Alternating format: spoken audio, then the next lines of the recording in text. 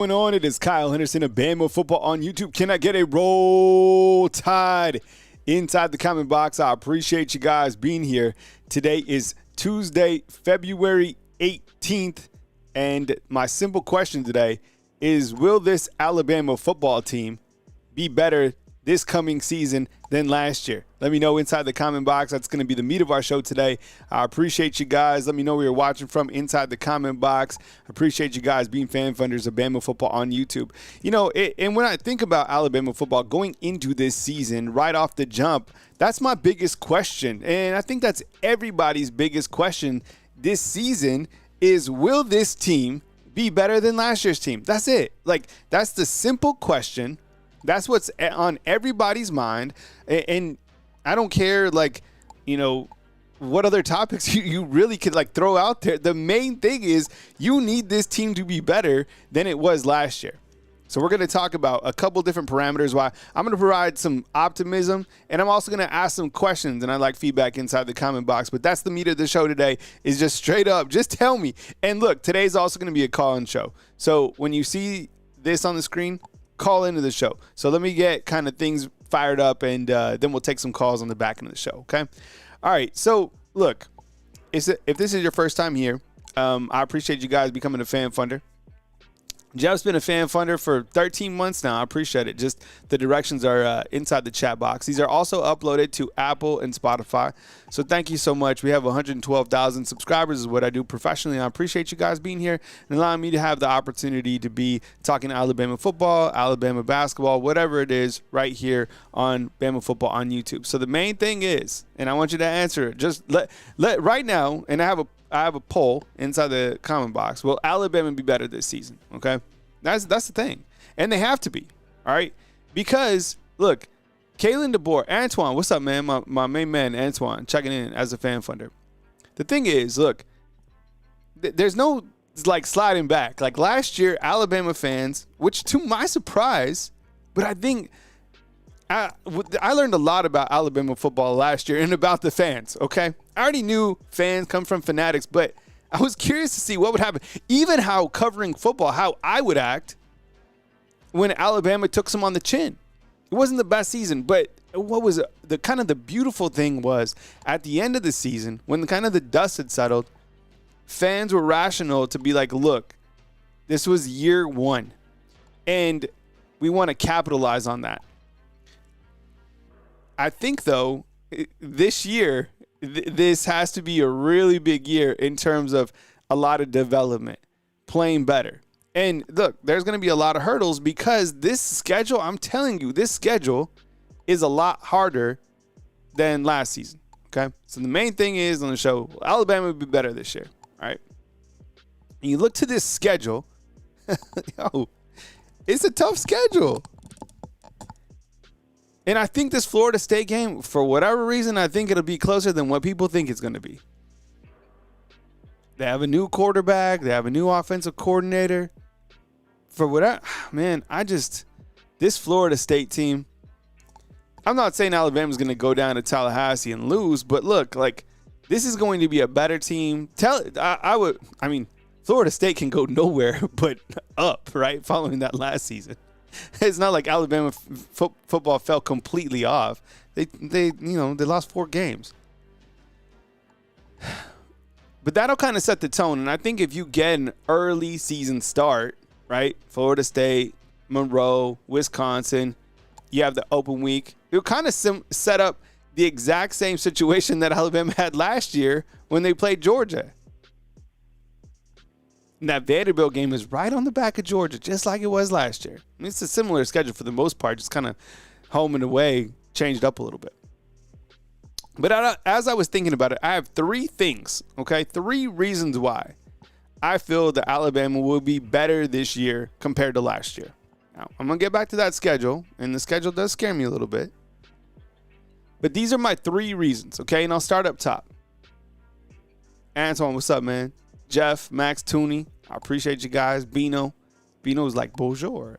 The main reason is up top. That's what I feel is going to be the catalyst for Alabama to take a giant step forward. Ryan Grubb. Straight up. The new offensive coordinator. This was supposed to happen. Alabama was supposed to already be ahead of where they are right now because of Ryan Grubb, along with Coach Kalen DeBoer and their overall offensive philosophy that they have and that they've had since really 2007. So last year, Coach Kalen DeBoer, he was without his co-pilot. So I think with Ryan Grubb coming in and now coming in early, and that's another good thing, because he didn't come in here during the summertime. Think about the timing, right? He came in here, early February? So now, I promise you, he's already working with the quarterbacks. I'm sure they're already going over film. They're looking at the quarterbacks that they have on the roster. And the other good thing is Keelan Russell's already here. So you have your 3 quarterbacks inside the film room with Ryan Grubb and Nick Sheridan. Nick Sheridan, I know he's the quarterback's coach, but from an offensive standpoint, those guys can be in the same room together, talk about where these guys are from a developmental standpoint, what worked schematically, what are the strengths to each of these quarterbacks, and how can they, most importantly, get the ball to all their weapons that they have. Because I don't think that Alabama has a weapons problem. They have so many guys that they can get the ball to. I had a video a couple days ago talking about Ryan Williams and how to distribute the football to him as many times as possible. Look, I don't care how many opportunities I don't care how many catches Ryan Williams has. I want him to get the most opportunities each game in creative fashions because of his after-the-catch ability. Isaiah Horton, I would like to see him be utilized in the red zone because of his height, right? Journey Bernard, use him as a third down type receiver. Of course, he's an every down type receiver, but he's sure-handed, he's confident. So that's what I think Ryan Grubb is going to come in and implement with this offense is kind of some creativity where Alabama lacked last year. And that's just, look, Nick Sheridan, I would imagine he gets there. The dude's young. That was a hard job. It was a hard job for Nick Sheridan. It was a hard job for Kane Womack restructured the whole defense. Nick Sheridan was supposed to be the tight ends coach. And Kalen DeBoer came in here and who was supposed to have Ryan Grubb. Like, all those things were hard, right? Nick Sheridan, his quarterback was Jalen Milroe. You see what I'm saying? So all of those things were hard. That doesn't matter here. You got to win. So my excitement for Ryan Grubb is absolutely through the roof. And I think he'll have a direct impact on the offense, quarterback room, and I think just the overall kind of vibe with Alabama football will take a step forward. Just with one coach coming in. That's how much, like, him and Keelan Russell coming in within the first couple of months is two huge home runs for Coach Kalen DeBoer. The next thing is, this is easy, a new quarterback. And I'm not going to throw shade on Jalen Milroe. And, we've talked about, his issues and all that stuff. I'm past it. That's done. But a new quarterback brings new life to Alabama football. Here you have 3 quarterbacks vying for the starting job. I think Ty, clearly, as we've spoken about, is the favorite because he's been here, because he's capable to lead the team, right? He's working on his leadership skills and working on what he can do to be the guy. And, I was having a conversation with my son, and, we're chopping it up. I think it was over breakfast or something like that. And he's like, do you really think that Keelan Russell can be a starter this year for Alabama football? And this is no disrespect to like Austin or Ty, but my honest opinion is yes, I do. I really do. Based on what I've seen now, I haven't seen him throw here at University of Alabama, haven't seen him in game situations at the college level, but from what I've seen from just a overall ability standpoint on film at the high school level, playing against really good competition, having really good coaches, yeah, I do think that he can compete for the job and maybe be the guy. I think it's a hell of a quarterback race, 1,000,000%.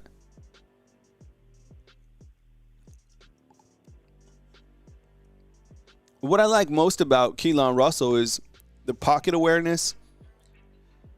Inside the red zone, he's able to make plays. He's able to throw really well on the run, which I think is sometimes an underrated quality. But he can make plays from inside the red zone, 10 yards out.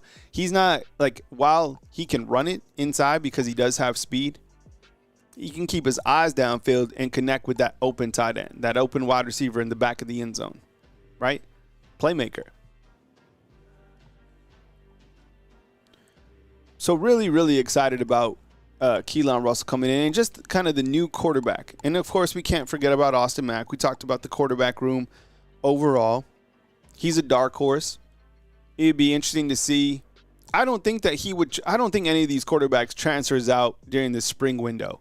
That would only leave Alabama with 2 quarterbacks. Could you imagine that? I don't think that'll happen. And I don't think there'll necessarily be a true quarterback named after A-Day. But if you were to really ask me straight up and like not sugarcoating stuff, you're like, yo, Kyle, who do you think's going to bounce out after spring football? I would probably say Austin Mack. But then again, I have no insight on that. I'm just saying because I feel that those other guys are kind of the front runners, and Austin Mack has a lot of time left to play. But again, I do not think any quarterback will hit the transfer portal. Now, will other players hit the transfer portal? For sure. It's a free agent window at the back end of spring football. It's ridiculous. You know, it's unfair, really, to the coaches to have to be dealing with that sort of stuff after spring football, still trying to assess their roster, right? Yesterday was fun. We had the countdown, right, where we talked about the Alabama secondary. And I feel my third reason that Alabama football will be better this coming season is because of the defense. Straight up. You can go from the defensive line to linebackers, the wolf position, all the secondary. And I feel that the nucleus returning is solid. And I feel that Kane Womack, yeah, at the end of the day, we are sold on him. And at the end of the day, he delivered. It was hard for him because he had to restructure the defense. He had no returners in the secondary, a lot of young guys. Did he coach a perfect defense throughout the season? No. Was it hard? You know, did we get upset with some of the mistakes that Alabama made against Oklahoma? Yeah. And that was late in the season, too. I mean, Oklahoma, how many yards did they gash Alabama for? Like 250? 100 by a quarterback. But we did see more bright spots from the defense towards the back end of the season. It didn't get worse. It did get better. Collectively, it got better on the back end of the season, right? And the secondary has quality returners. With Deontay Lawson coming back, man, I didn't think that was going to happen. Quay Rusaw, right? I mean, the only area where I feel I'm a little bit skeptical is the defensive line depth. But we'll dive into that when we do our defensive line preview, which will be, I don't know, maybe next week or something like that. But overall, those are my 3 reasons why Alabama football will be better. Ryan Grubb, a new quarterback, and defensive returners. Defense returners everywhere. Wade's Will, what's up, man? I see you inside the comment box. Thanks for being here, bro. And like I said, here in a little while, I'm going to open up the call-in line. So you will see the call-in line on the screen, 205-850-1994. I'll tell you guys when. I got a couple things to get through, and then we'll take some calls. I liked the countdown yesterday. That was cool. So if you missed it yesterday on Monday, I basically threw a timer up. You guys came up with the topics, and then, you know, I did my best to ad-lib. Well, I ad-libbed the entire show, but ad-libbed within 5 minutes. That was fun. Okay. Now, here are the things that I feel could be relevant reasons why Alabama doesn't take a step forward. Okay? So just hear me out. I feel like one of the things that I'm definitely watching is because we've talked about this before, like the overall culture shift of the program. And I don't know if that's necessarily true. I think I need more data points on that. Because it's easy to like hate on like the ice cream truck and some of these players doing like autographs before the game. So I don't know if that has like directly impacted the team in like a huge negative way. And I have seen, I guess, leadership stand up, right? Like Rock Montgomery recently saying like no more jewelry and this and that. And I don't know about that, like this whole nail polish thing. I don't know. I think look, I'm 41 years old. I'm removed from that, from my 20s and 18, right? I do have a teenager, but I saw more Alabama football players painting their nails. I don't know. It seems like that's kind of in now. I don't know. But I saw some defensive players recently for Alabama football painting their nails. I don't know. You know, like, go back to when you were in high school, you know, some of the things that you were doing. Like, does anybody, oh my goodness.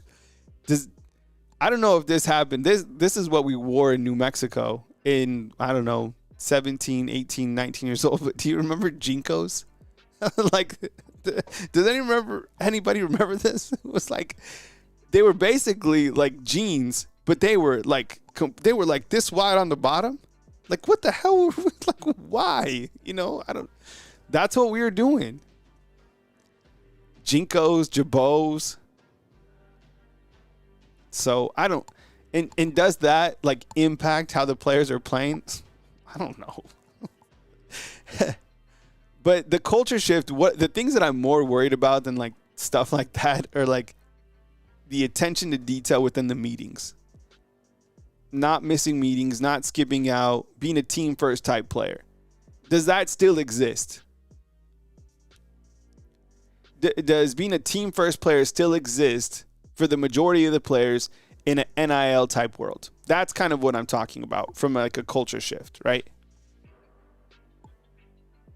Like, I've never seen the way that like somebody dresses or looks, like how it translates to the field. I mean, look at the NFL players' wardrobes before they go out.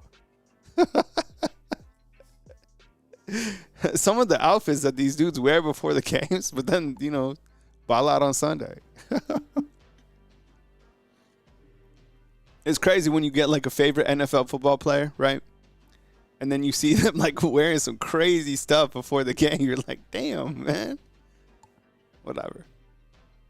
But the culture shift is like, I'm watching meetings on time, team first. You know, one of the things that I saw that really stood out to me from the fourth quarter pictures, someone pointed this out. I'm sure they have to do this, but did you see that all of the guys had their shirts tucked in? Someone pointed that out. I didn't notice that. I was like, oh yeah, the guys all have their shirts tucked in.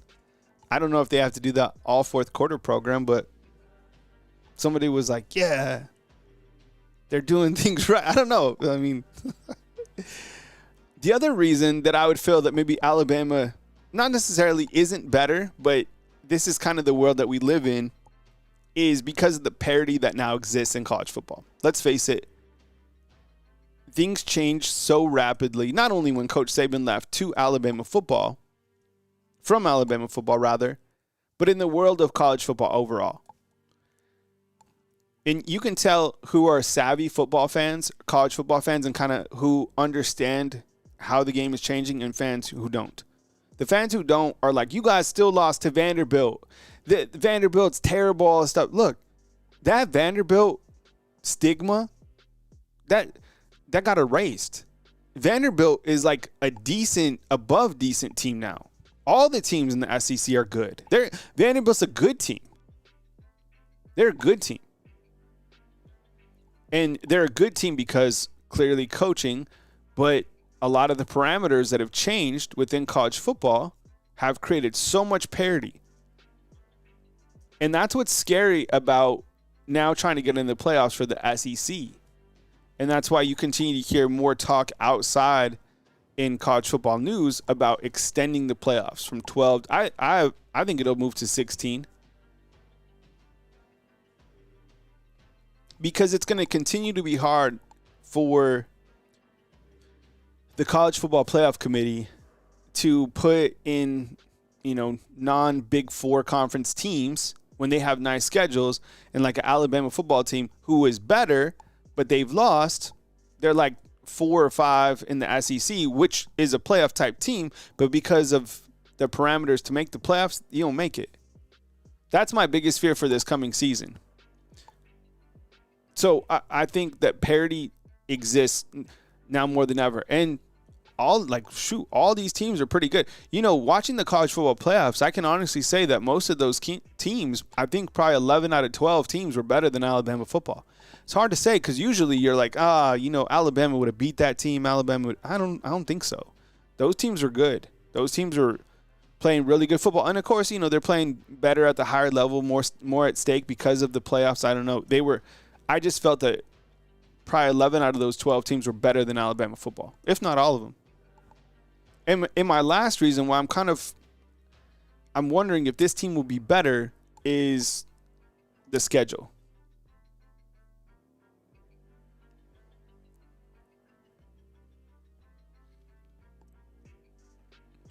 Let me ask you, inside the comment box, what would you say that the strength of schedule is from what you see? And this also, know this, we don't know the complete rosters because you still have one transfer portal window coming up, right?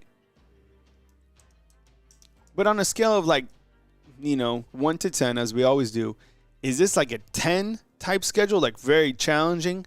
Is it like a 7? You're like, all right, it's pretty hard. Or is it like 5? You're like, Alabama's going to run through that. I mean, I'm probably going to say 7.5, 8 in terms of difficulty. I think it's a very challenging schedule. Daniel Adams is asking, what's up with Alabama having one 2026 commitment? While you might get caught up on that, and I learned this from years working with Andrew Bone and covering recruiting. People would worry about the number of commitments and all that stuff. That's why I barely even talk recruiting, because recruiting, it doesn't matter until the guy is actually signed. Okay, number one, they use Alabama as a launching pad. We've talked about that already. There was a time where I was covering Alabama football, and this was under Coach Saban, of course, and they only had one committed prospect in April. And they still managed to have the number one signing class. So I don't really I mean, you see all these guys coming from official visits in June. That's when things will start to percolate, recruiting wise, into the summertime before the season. But I'm not stressing on the class of 2020. Let the 17-year-olds kind of do their thing. And if they want to commit, and when they sign the paperwork, that's when we'll talk about them. But I think what's happened in the past is so many people talk about these 2026 commitments and build up their, ranking or NIL value. They commit to Alabama and then boom, they bounce somewhere else because they get a bigger NIL deal. And those other teams are willing to pay it because they're like, hey, this guy was an Alabama lean. See what I'm saying? All right, so I asked you in terms of difficulty, what is Alabama's schedule? Chris from New Jersey says 8. Daniel Adams says 8. Rocketown 8. Crimson Angels 7. See, I said 8.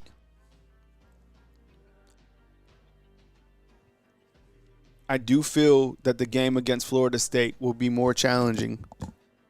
They'll be a different team, and all these teams will be different because transfer portal, new additions. I mean, shoot, their OC is Gus Malzahn. He's beat Coach Saban before. He's beat Alabama before. This is Florida State. Florida State got an opportunity to have their Super Bowl game this season against Alabama. This game could dictate their entire season. If they beat Alabama, who knows? This will catapult them, and they will give Mike Norvell a 20-year contract. Okay.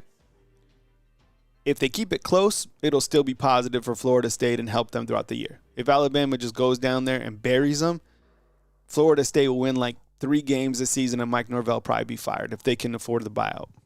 So those are the 3 things that happen. Now, Alabama goes to Florida State and loses. Oh, my goodness. That could be cataclysmic for Coach DeBoer and his staff and the overall brand.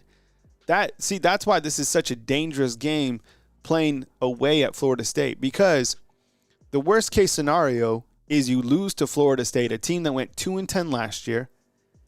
And while the brand is so solid, a loss to Florida State would be so gut-wrenching that the trajectory you would start going this way, and then compounded on that, while you do have opportunities to kind of garner that brand and, put things back on track, the loss to Florida State will forever stay in the minds of everybody else.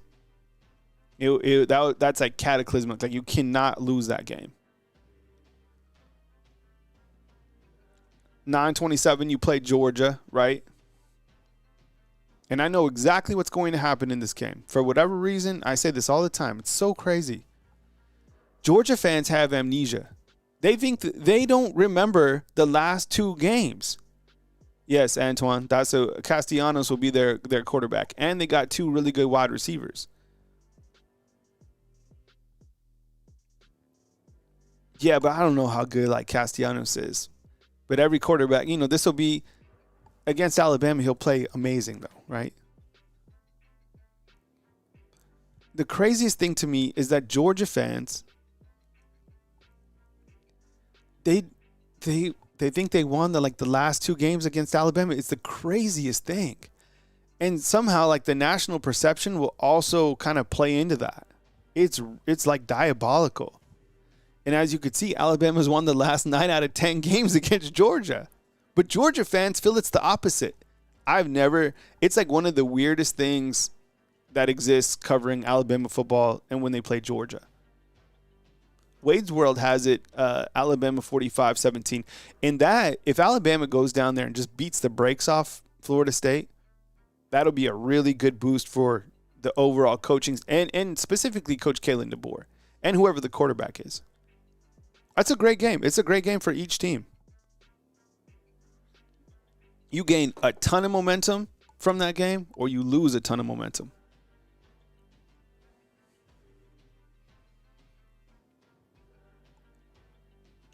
But you go to that 9/27 game against Georgia, and they'll think they're going to win, and they'll be favored. Are they favored right now?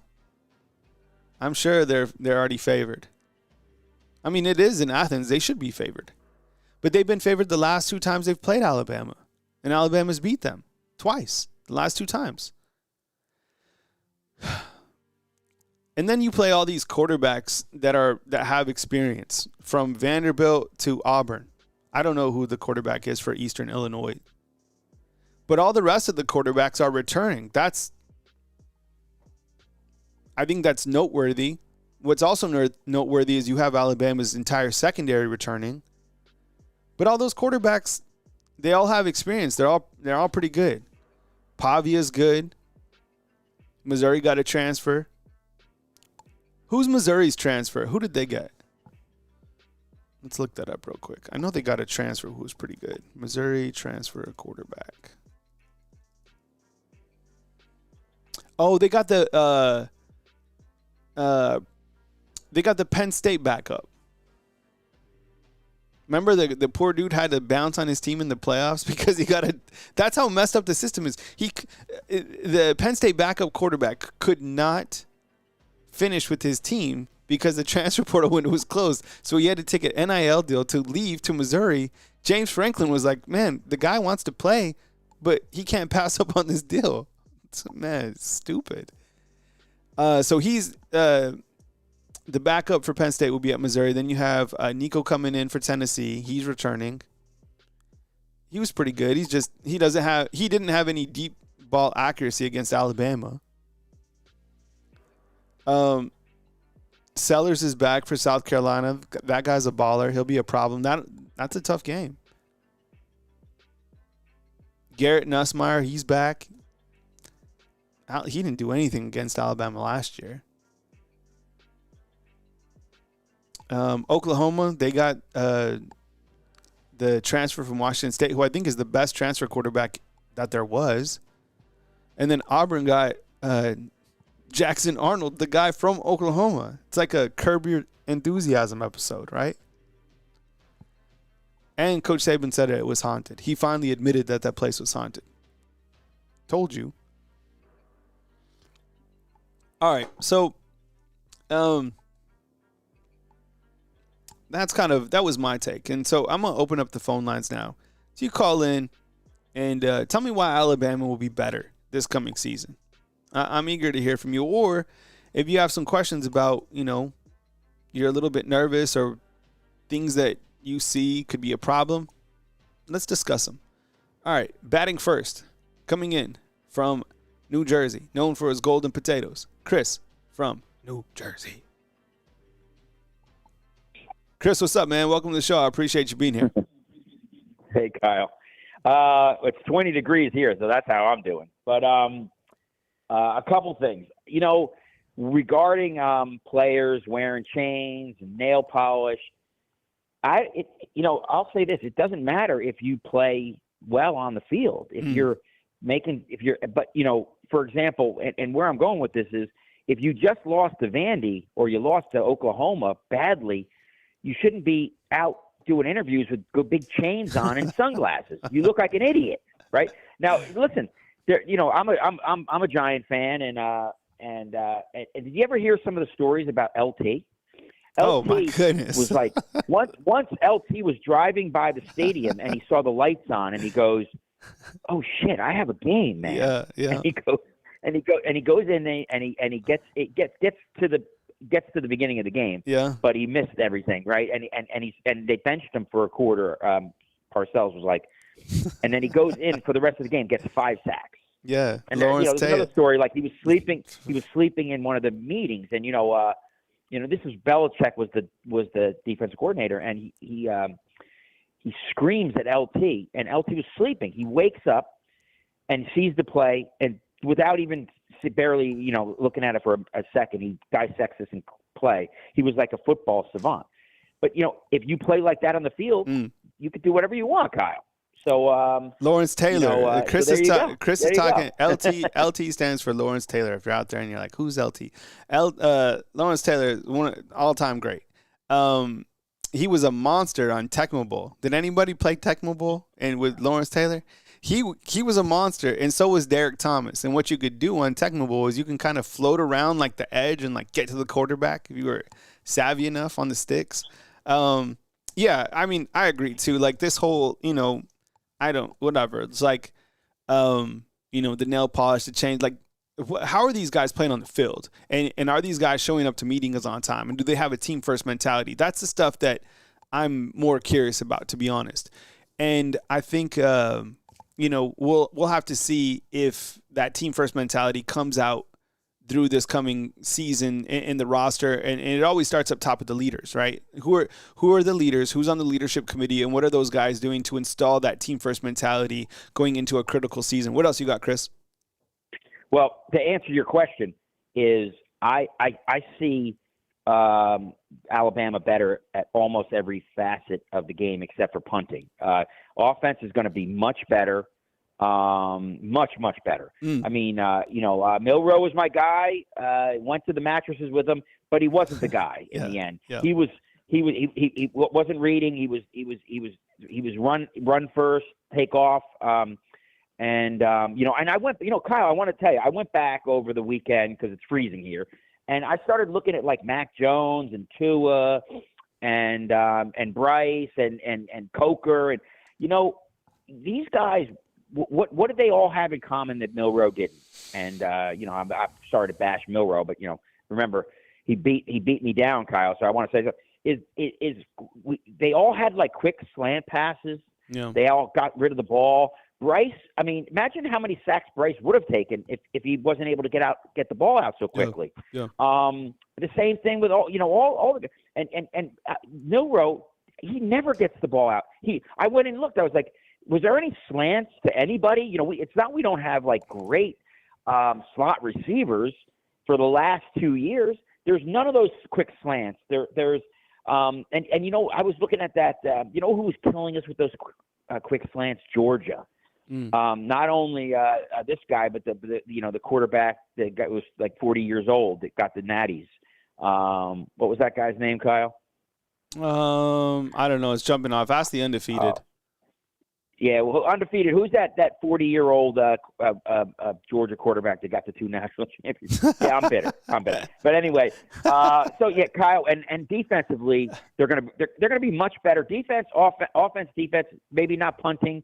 But overall, we're going to be better. Now, listen, Kyle, the true reason I'm calling is Gerbeau jeans. Yeah, Jabos. Yeah. Were player, Kyle. That's what I'm saying. Let me tell you something.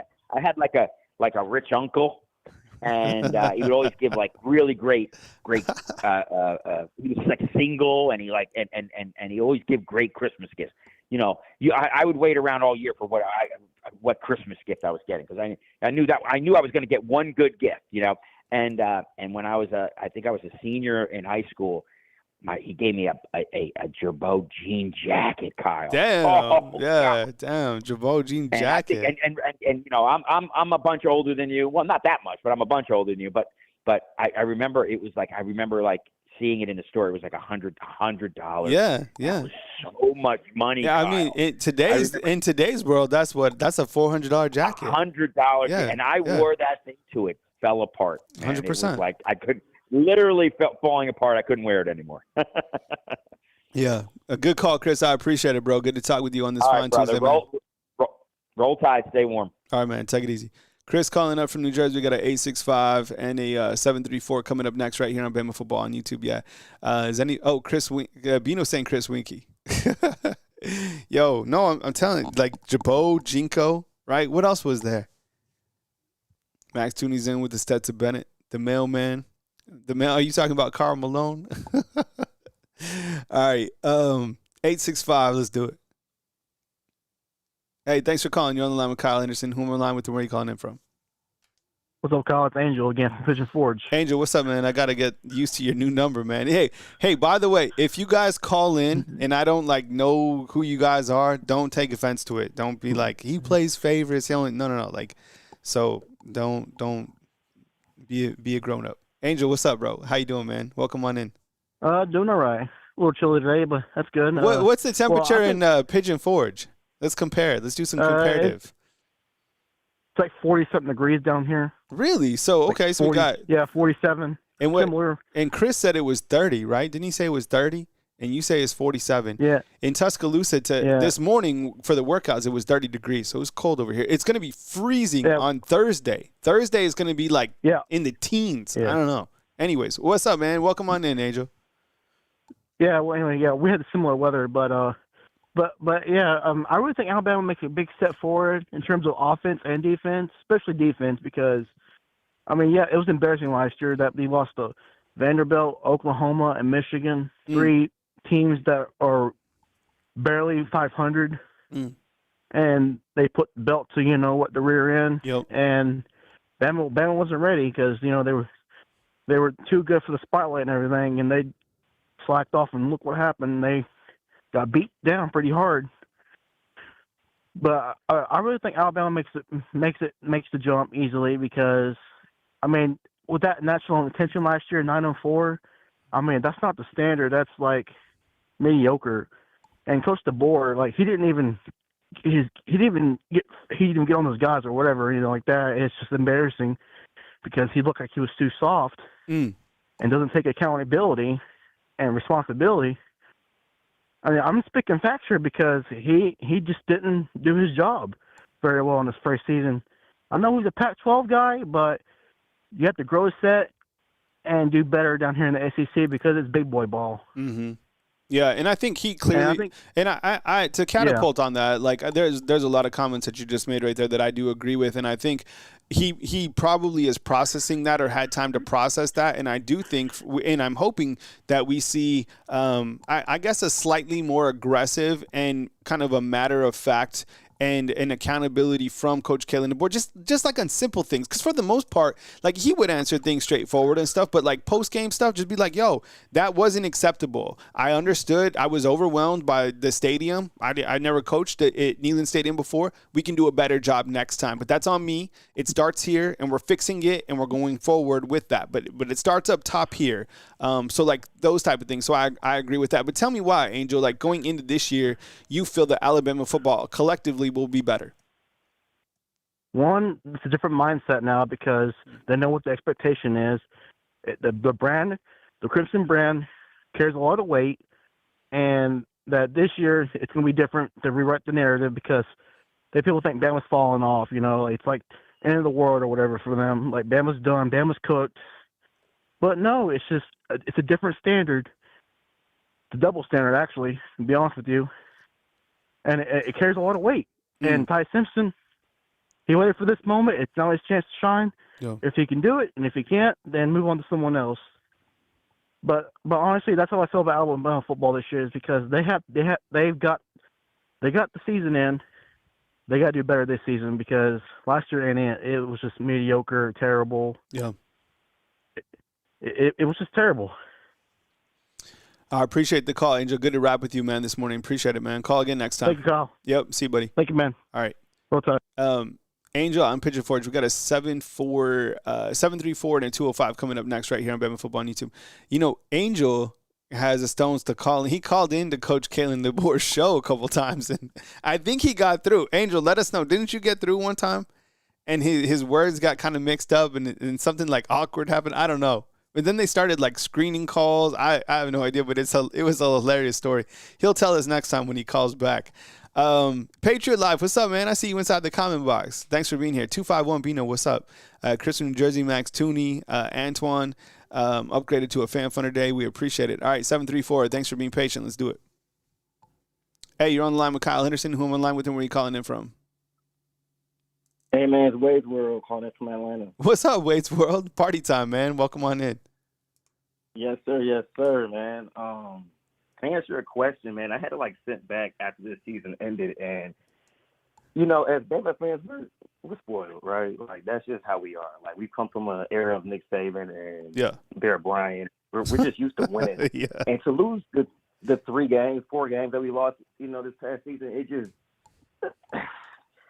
it's like a shot to the stomach. But I had to think about it. I'm like, we're so hard on DeBoer at his first season, and he had to appease a lot of people. You know what I'm saying? Coming into a new environment, taking the shoes of Saban, and then having to retain or salvage whatever we had left from our roster. He had to, go with Milroe, because of course Milroe was our captain. So he helped keep a lot of pieces. So in order to keep a unit, you had to, appease Milroe, and Milroe had business with the school with length. So it's like you can't bench him because, the team is under him. And so I think he had to just take this year under the chin and take whatever criticism that we gave to him.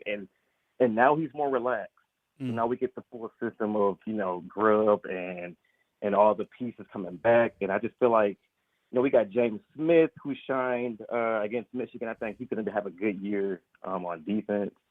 Bray Hubbard, I think he's better than any safety. I mean, Caleb Downs might be one, but Hubbard is definitely two. He might finish one. I think he graded out higher than Caleb Downs, I think. Bray Hubbard graded better than everybody. Bray Hubbard, I put together a couple paragraphs yesterday on him, and it was amazing to see his Pro Football Focus grade at the end of the season. I think it was an 89 point something, and that someone was like, "Well, he didn't play much." Well, yeah, he did. He played over 400 snaps. That's a lot of playing time. He came in after that Tennessee game, in week 8 or whatever that was, and really shined on out. So, I agree with you. I mean, that is something that stands out to me too. What else you got, Wade's World? I just feel we have a great problem at quarterback. I feel comfortable with whoever that, the coach decides to take it. But, I keep saying this, and I feel like if Mac takes it, Keelan transfers, because then Mac will be there for 2 years, and then why would Keelan stay? You know what I'm saying? Yeah. So it's like, I think Mac is a great quarterback. If he's the guy, then, it just sucks to lose either, whether it's Ty, Mac, it just sucks to lose one. But I'm happy with whoever we have. I think we're going to be well balanced on offense. Jam, Young, and Riley, whoever else can get some snaps in at running back. We just get a fluid system.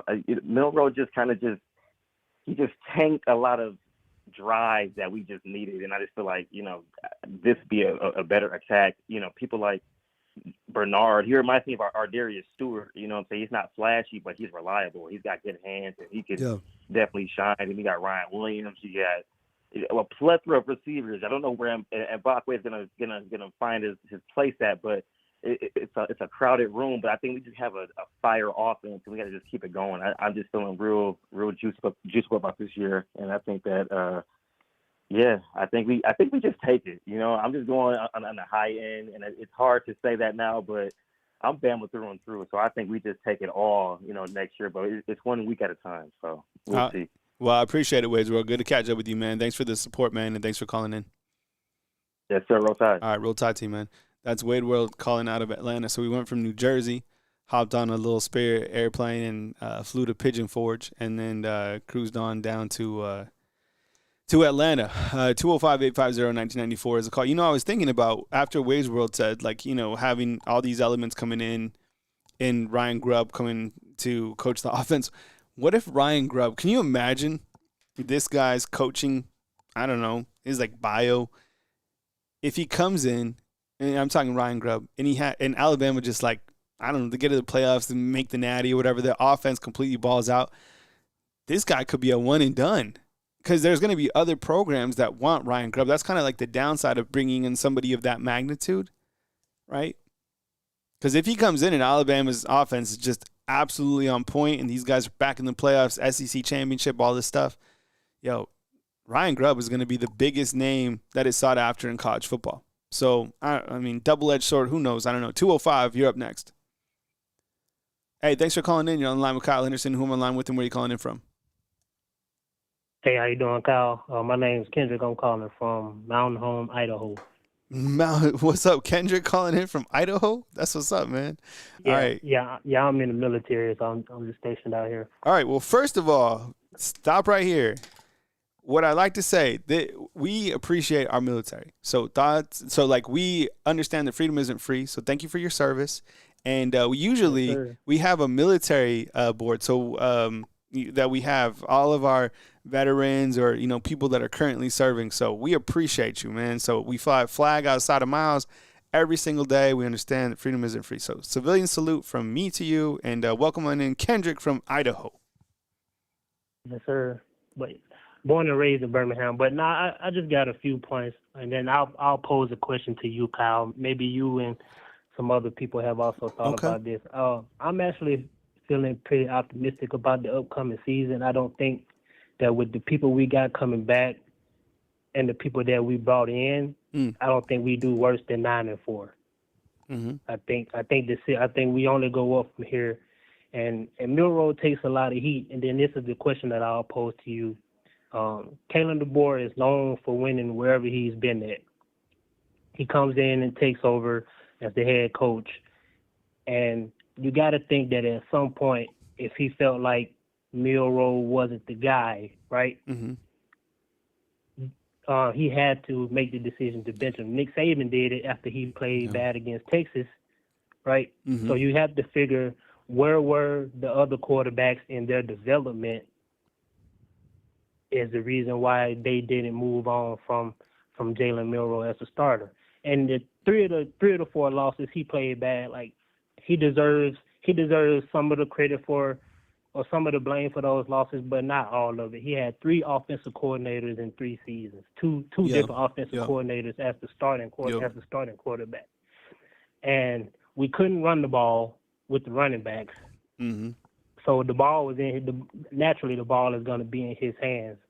Against Vanderbilt, he played very well. The defense just didn't. We weren't at where we were at the back end of the season for that game. But the Tennessee game, the Oklahoma game, and the Michigan game definitely give you that. He did not play well in those games. But he also didn't have time in those games either to throw the ball and make good decisions. So hopefully with Ryan Grubb coming in, whoever they choose to be the quarterback, they can take the ship and get us on the right path to get some wins.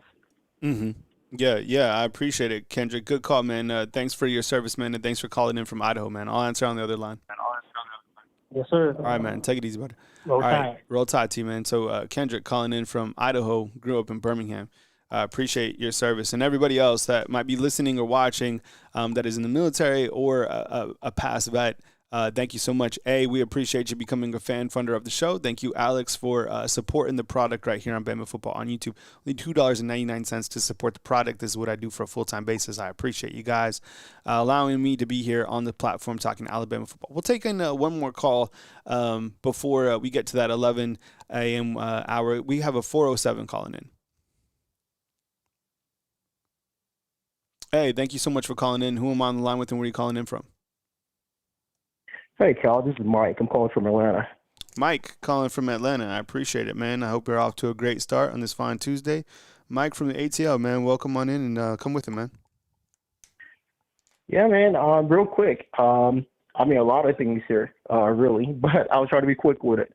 So, yeah, just to recap on last year, we started out slow, especially on defense. We saw defense start to come alive, towards the end. That's encouraging, especially this year coming back. I think we got like 9 starters coming back. Mm-hmm. So definitely something to look forward to there. And Bray Hubbard, love that guy. Yep. I'm looking for him to step up and do big things this upcoming season. The offense, hopefully, we're going to see a pretty good balance. And this is especially considering that Ryan Grubb, he's a passing mastermind, really. Sure. And we've seen the type of offense that he could put up, with Washington, and mm-hmm. And they really put on put up a lot of points, and I think this year again, bringing back a lot of those key pieces from last year on offense too. Like, we should be scoring at will, and I'm really looking forward to seeing that. And last thing, it'd be awesome if we could change our uniforms. Probably won't happen, but that's the last thing I want to say. All right, man. I'll answer you on the other line. Thanks for the call, Mike. Appreciate it, bro. Thanks, Cal. Oh, man. So there's a couple of things. Like, I'm an open-minded person, 1,000,000%, okay? But there's a couple things that I'm not with. I'm not against I'm not for a changing of the jersey. And what's crazy is the first thing that I do when I play this silly video game is I change the jerseys of, like, if I'm playing Colorado or some of these other teams, I like to change the jerseys. But Alabama, I want them to stay in that uniform for the rest of my life. I don't know why. I feel it's such a iconic traditional program that it's just keep it like that. Because I know people have wanted like different helmets. I don't think so. I think that's kind of what makes Alabama like. And if you see, what's interesting is I didn't understand that until I lived in the South. The South is traditional. The South is like, there's certain things here that you just don't change. And like, I don't know, like I don't want that jersey to change. All right, but hitting on this. All right, Mike was talking about the defensive returners. All those returners, that's the same thing that gives me optimism. Same thing with Kane Womack and Mo Lindquist coming back, right? And they made some defensive personnel changes, like they added Chuck Morrell. Now he's the linebackers coach. Freddie Roach still retained. I think he's like the assistant or associate head football coach. He's great. And Bray Hubbard, I mean, I wrote a couple paragraphs about him. He's so great. I mean, and like Mike was saying, the defense played better at the back end of the season. We saw them get better. That's what we want, is like to see signs of improvement. And the biggest thing that Mike said was talking about he wants to see balance from Ryan Grubb in the offense. Me too. I talked about the running backs yesterday. Whether you're going to have a running back room by committee to keep those guys fresh or you have a featured back, just feed the running backs. And look, like if you want to pass more, like 65%, 60%, and 40% run, whatever it is, I just want to see that type of balance. I don't think like 50-50 doesn't mean like exactly balanced. I just feel that a lot of the times last year, the running backs were underutilized, and you got to keep the running backs, you got to keep them fed. And if you have a running game, that's going to only make your wide receivers and your deep game more dangerous, right? And as Mike was saying, like scoring, this team has so much talent. They should be posting, tons of points every single game. And it should never matter what defense they're going against because of the weapons that Alabama football has on offense. So I thought that was a good call. So Wade's World, Chris from New Jersey. Well, we went Chris from New Jersey, Wade's World in Atlanta. We had Angel from Pigeon Forge. We had Kendrick, who's in the military, coming in from Idaho. We had Mike from Atlanta. So those were our calls today. We went to the West one time. So I appreciate you guys rocking with me today on this fine Tuesday, February 18th. Wanted to fire up the call-in line just to take some calls as we continue to navigate through February. And we will continue our spring football previews. We still got wide receivers, the offensive line, defensive line, really the entire defense. So spring football is coming. I know. I'm going to get you to March. We will get there. Alabama basketball in action tomorrow night. And turn on those notifications because I'm kind of feeling like a night show or a couple night shows this week. I don't know what might be coming tonight. Kyle Henderson and Bama Football on YouTube. I appreciate you guys being here. Thanks for being a fan funder inside the comment box. And I will be with you next video or as news happens right here on Bama Football on YouTube. Thanks, fam. I hope you had a great show and talk to you soon right here.